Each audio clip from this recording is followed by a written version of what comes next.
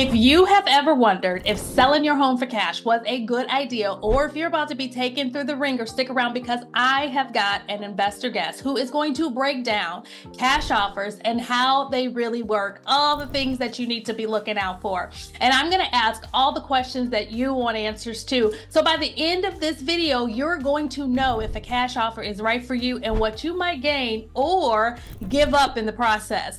Welcome back to my channel. If you are new here, I'm Mellanda Reese with the Endure Group, brokered by EXP. And on this side of YouTube, we unpack the good, the bad, and the downright messy parts of real estate right here in Atlanta. Today, I am teaming up with one of my trusted investor partners, Chris Wall. We have been working together for years, helping homeowners to find the absolute best solution for their situation. And I am excited to show you why his services might just be a perfect fit for certain homeowners and even some realtors. So Chris, welcome to the channel. Thanks, Mellanda. Very nice to be here. Good, good. Well, Chris, I want to start off with a big question that a lot of homeowners are going to have. What kind of situation would make a good fit for your services? Well, that's a good question. So properties in Atlanta, the first thing that homeowners look at is the condition and whether it's in the right type of condition to sell on the open market. Is it ready, move-in ready, and renovated? So there's a spectrum of home conditions, and as a home is older and needs more work, it's more of a fit for an investor like me. I'm looking for older properties that need work, and there's typically a point where a house starts to scare off an owner-occupant purchaser. Mm-hmm. So if you're walking through a house, you know if it needs a renovator or an investor to come in there because the type of work that needs to be done is a little too daunting for the typical homeowner. That's when it makes sense for an investor like me. Absolutely. And then, so what is your process from start to finish? Like, how do you evaluate a property? So initially, we'll start with a conversation with the homeowner on the phone, talking about the general condition. Before I look at it, there's lots of information available online, and this is all available to any homeowner can look on Zillow or other sites to see what comparable sales and what comparable properties are selling for in the area. So I'll do an initial evaluation on that, discuss the work that it needs, and if it seems like it might be a fit, then I'll set up a time to come look at the property and evaluate it further. Okay. And then once you do that, what happens after that? So typically we'll have I'll walk through the property, take lots of notes about the work that needs to be done.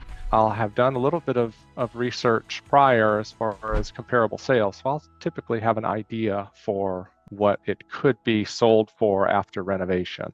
So from there, I'll have a conversation with the prospective seller, and the homeowner there's different types of homeowners. Some homeowners would like to sell the property right away without having to do any of the work.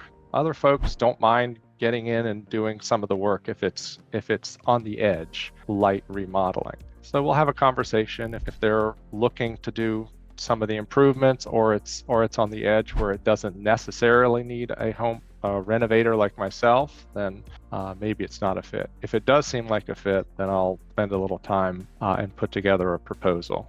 Okay, there's a couple questions I want to ask you on that. First thing I want to find out is for homeowners, how would they figure out? Because of course they get a lot of investors that are calling, right? And their phones are blowing up. Everybody wants to buy their home for cash. How do they determine what's the formula that investors use when they're talking about purchasing a property? Like, how would a homeowner know if they're being taken advantage of or if it's actually a fair offer? Well, it's hard to say if they don't have a lot of experience looking at the real cost of a remodel. Mm-hmm. But there are some steps they can take. And I would say the first step is to look online to see what comparable houses that are renovated are selling for in their neighborhood within half a mile, and make sure that the size is close. because you don't want to compare a 3-bedroom house with a 5. You can start to get a gauge for what the renovated value is for their house. And from there, if they have the ability to or could get some assistance in getting a rough estimate on the work that it needs, whether it's 10,000 or 30,000 or 100,000, if they kind of get a rough number, they can start to figure out what range would be reasonable for an investor to pay. Investors pay different prices, so there's no rule that says that something is a good offer or not. You have to kind of just see if it's reasonable. So the way I look at it is, if you're going to sell it on the open market in a final renovated condition and pay realtors fees, then there's a rough formula that I might suggest that a homeowner could use. They could take the value fixed up, multiply it by 90%, take out their estimated repairs, and then take out 15% for 15% of the end value for a profit margin for the end buyer. And that'll give them a number that should be in the range of a reasonable price. And offers that are in that close to that range will make sense. If they're getting offers way below that, then if they're getting multiple offers way below that, maybe their numbers are wrong. But if they get one offer, then maybe that's just somebody that's throwing out an offer that's really too low. Yeah, absolutely. So is that the same formula as 70% of the after repair value minus the cost of the repairs? Is that just generally about the same? It's very close, yes. Okay. All right, cool. Because one of the other things I wanted to ask you, do you ever, because I know a lot of homeowners come across where they receive a lot of offers with investors who've never even seen the property. Is that a practice that you do? I don't. No, it's really hard to know what a house really needs without seeing it. So I find that if I was to make an offer without seeing it, I would have to take one of two approaches. One, I could make a very low offer, assume that if I make a mistake, then I can make up for it. But nobody's going to accept low offers. People have access to Zillow, and so the other option is what many investors do, which is make a high offer, and without seeing the work that it needs, and then once they see it, they renegotiate the price. My approach, I really try to avoid that. I like to take a look at the house, get a strong idea of exactly the work that it's going to need, so that I can make an offer that I can stick to and not have to make any adjustments. Yeah, I noticed that a lot of homeowners, they don't understand that. And what they do is they'll receive multiple emails with different offers or verbal offers. I actually just had a client like that yesterday who he received, I think it was like 5 different offers. And the last offer was so high, I told him, I said, there's no way that they're going to pay this for the property. And of course, they gave him a deadline. It needs to be accepted within 2 days. And what I was explaining to him is that a lot of investors will make offers without even seeing the property. And during that due diligence period, when you think that you've got a good offer, they usually end up coming in and dropping the price. And then homeowners kind of feel locked in, where they're locked in with that particular investor. So your practices, and that's one of the reasons I like working with you, is because you're so honest. Your practice is to actually put an offer out there that people are actually going to receive and get to the closing table. Yeah. I mean, we can talk. I really do not like making an offer without seeing it. And some homeowners would like to have an offer right away, but like I said, it's very difficult to be able to have a clear picture of what the house needs, what you can pay. And just like any homeowner, they want the highest price they can get for the house in its current condition.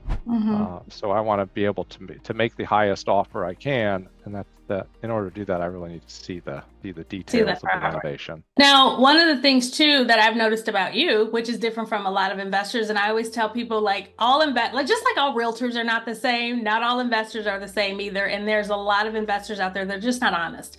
And one thing that I've noticed about you is that When you feel like you can't service a client, you don't spend time trying to convince them that your way is the only way. You actually, what I've seen is that you will easily refer them to either myself, a realtor, or just someone that could actually help them get more for the property. Tell me about your practice in that.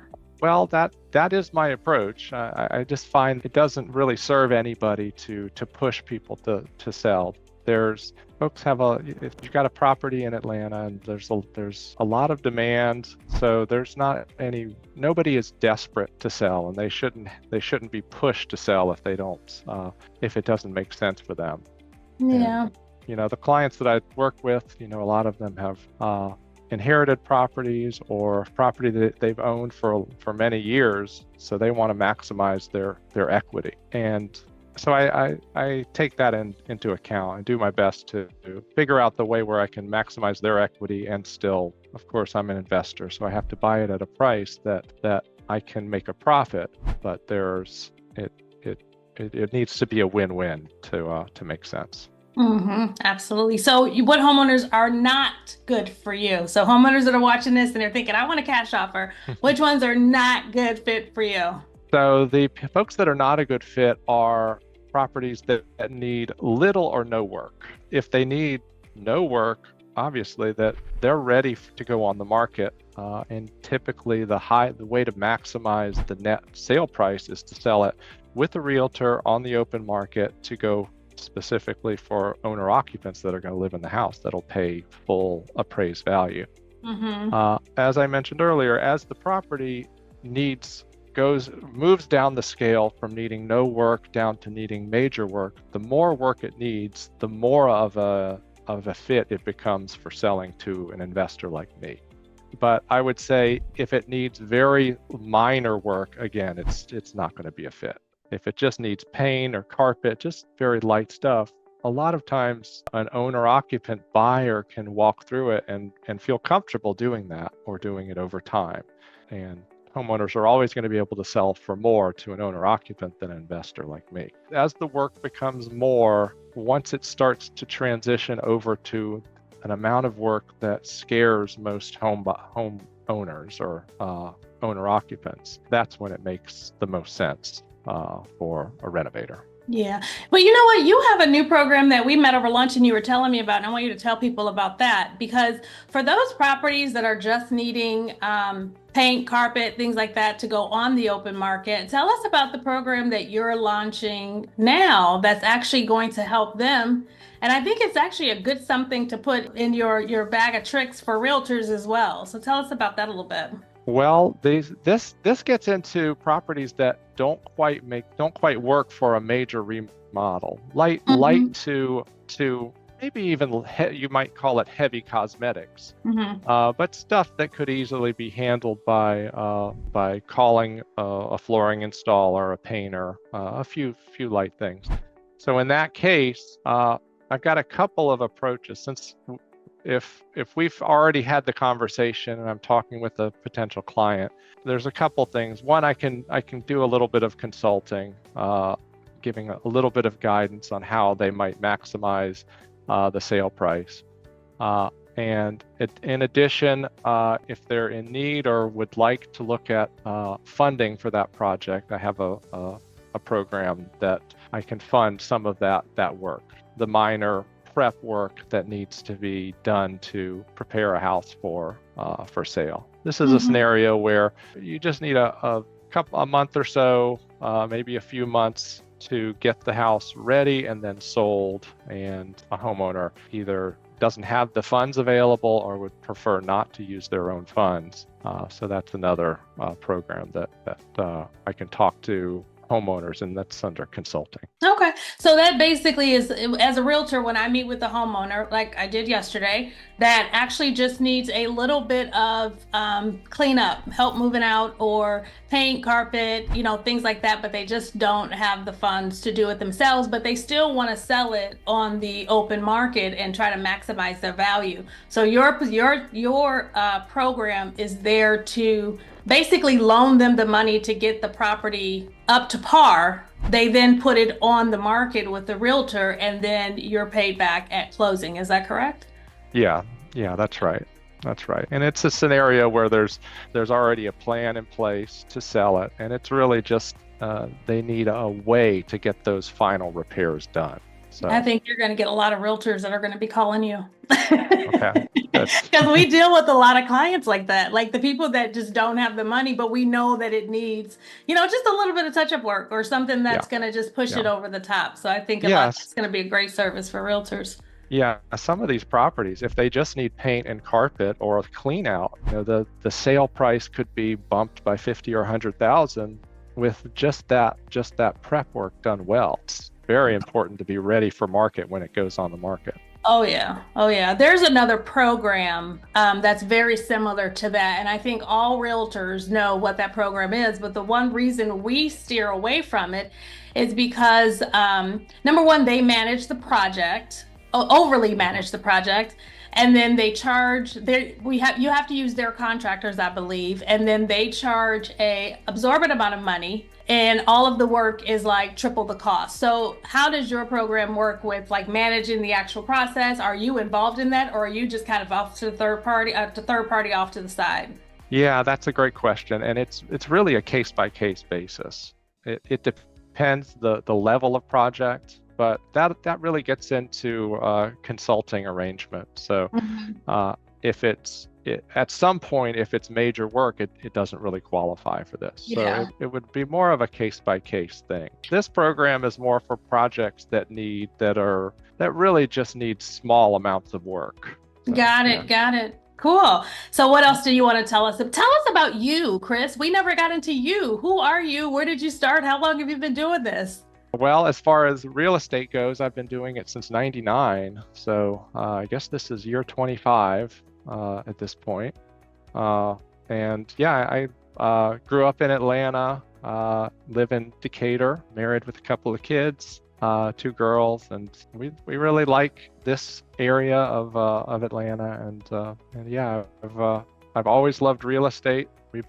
I think you and I have been working together now since 2016, and we actually No, did it's one. been like 2008 when 2000. Liz sold her condo. Must Yes, have been that like was 2008, 2010. yeah, that was an interesting time when the Yeah, market went up and then it dropped way down. it So tanked. It so did. I was there for that run up and fall, and real estate's been a good ride. It's exciting. It's interesting. Always changing.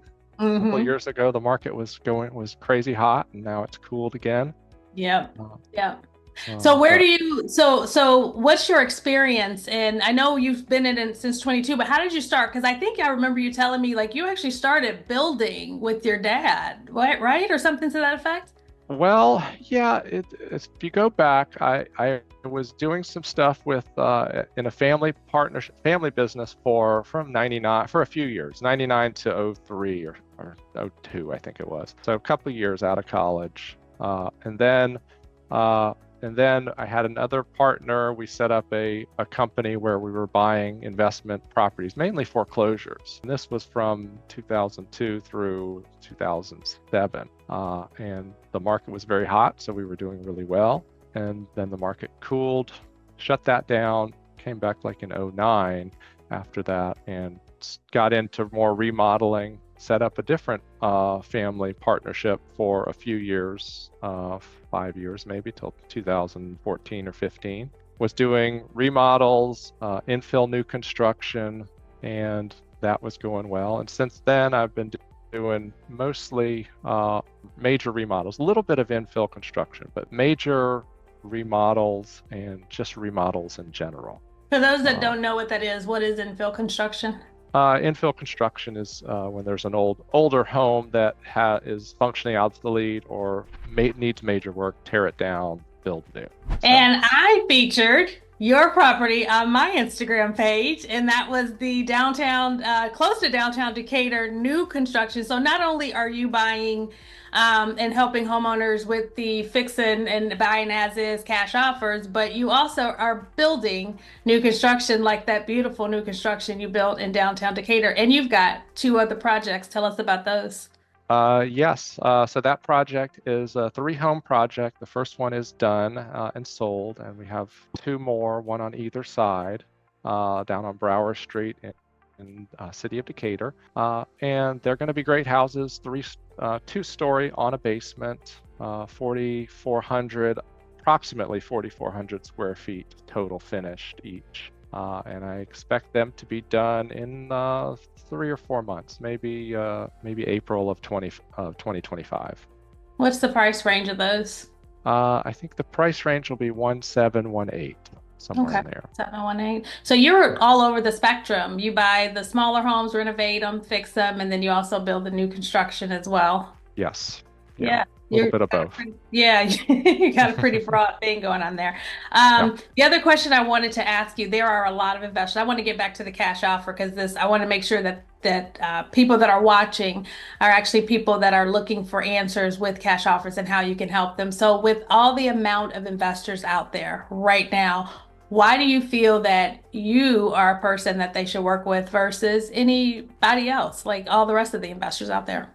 Well, there are plenty of good investors out there who pay cash, follow through on what they say, and generally follow good business practices. But there are some that are pushy or will make offers that are lower than I would consider reasonable.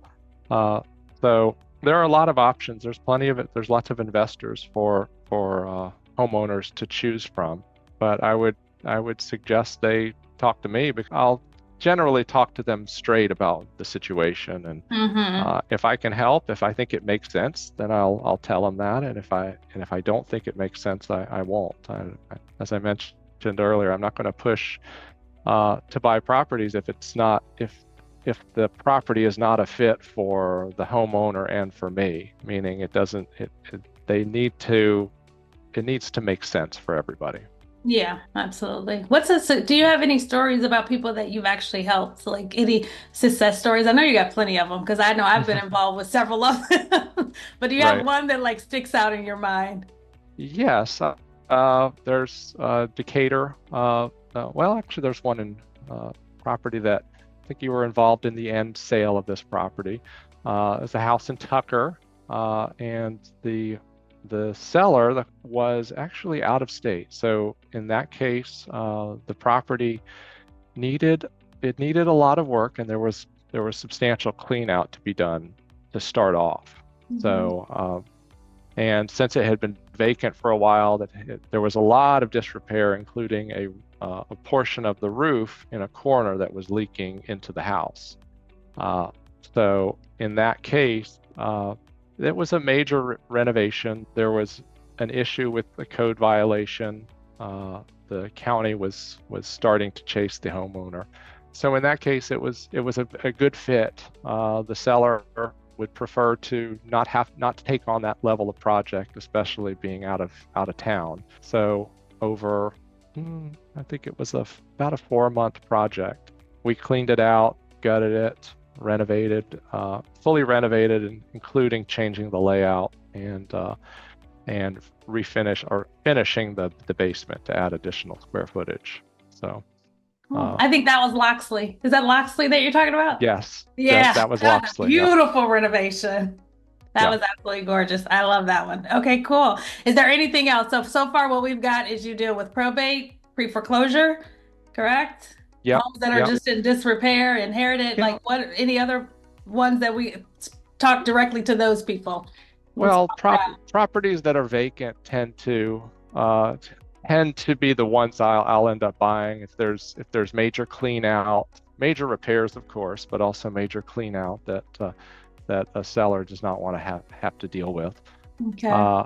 But generally older properties in disrepair, houses built before 1980 that have not been renovated recently or updated through the years. So. Okay. So if homeowners are going through probate, pre-foreclosure, vacant properties that are just empty and obsolete, not obsolete, what's the word I'm looking for? Well, obsolete is a good one because a lot of these older properties are are functionally obsolete. Yeah. I walked through a property just the other day where you had to walk. It was 2 bedrooms, but in order to get to the kitchen, you had to walk through a bedroom. Technically, it was actually a 1 bedroom. And you know what's funny? I have another one that I just talked to a homeowner, and it's the same way, where it was built so early on. You know, normally when properties are older, the families that own them end up building onto it. So they'll build something on the back, and they never think Yeah. about the actual functionality of walking through the house. And I just had one the other day that it was the same way. It's going to be bought. I'll probably send it over to you. It's going to be bought to an investor because they have to come in and they have to redo the floor plan because Yeah. it doesn't make sense in today's market. So yeah, so those homeowners are ones that you can help as well. I just want to Yes. be really clear on what homeowners are good fits for you, because I know that you working with you is a plus a win-win situation for those involved. No, that's it. I really appreciate being invited on. And Well, thanks for joining us and sharing some of your expertise and information on who you can help. Tell us how people can get in contact with you. they can get in contact with me by phone or email. Phone is 404-994-4479, or Okay. folks can email me directly at chris@cooperfinch.com. All right, perfect. And you've got a website that you're working on too, right? Have you picked out your domain name? Yes, it is cooperfinch.com. So cooperfinch.com. That's where they're Yeah. going to be able to get in contact with you. Cool. Well, thank you so Yeah. much for being here. Thank you guys so much for watching. I hope you found this information helpful. So if you are looking to get a cash offer, now you kind of know what to look out for. I'm Mellanda Reese with EXP. Don't forget to like, subscribe to my channel, and send this video to a friend. I will see you guys on the next one.